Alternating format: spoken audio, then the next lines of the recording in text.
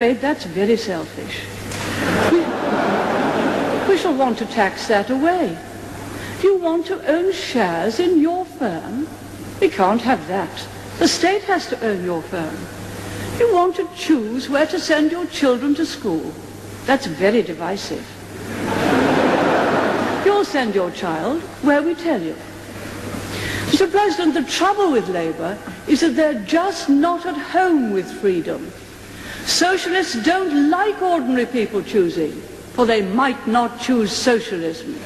Of course, the chairman or the president of the Commission, Mr. Delors, said at press conference the other day that he wanted the European Parliament to be the democratic body of the community, he wanted the Commission to be the executive, and he wanted the Council of Ministers to be the Senate. No, no, no.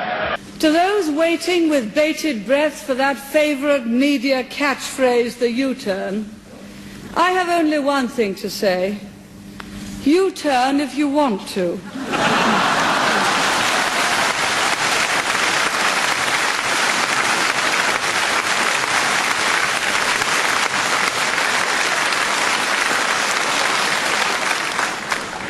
The ladies not for turning. Give way to the honourable gentleman. There is no doubt that the Prime Minister has in many ways achieved substantial success in the economy.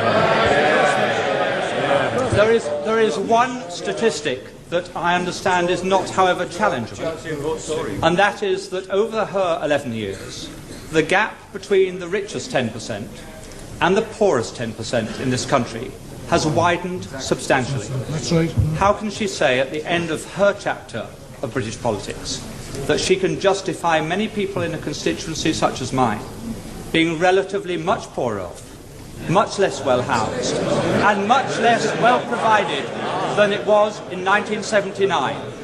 Surely she accepts that is not a record that she or any Prime Minister can be proud of. Mr. Speaker, all levels of income are better off than they were in 1979. But what the honourable member is saying is that he would rather the poor were poorer, provided the rich were less rich. That way you will never create the wealth for better social services as we have. And what a policy! Yes, he would rather have the poor poorer, provided the rich were less rich.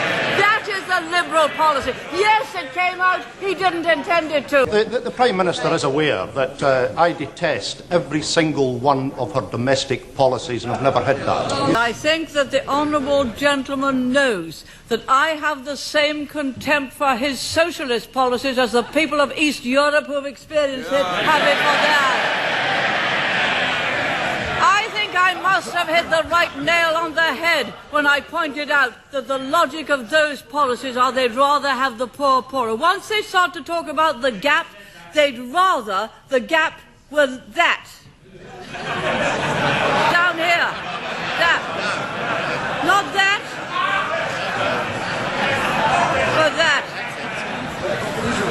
So long as the gap is smaller, so long as the gap is smaller, they'd rather have the poor poorer. You do not create wealth and opportunity that way. I'm most grateful to the Prime Minister.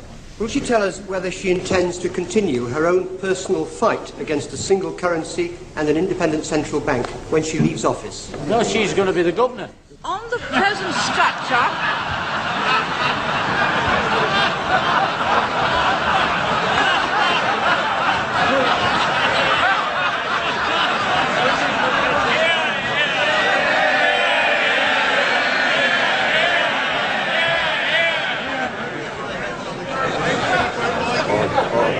Order. The Prime Minister. what a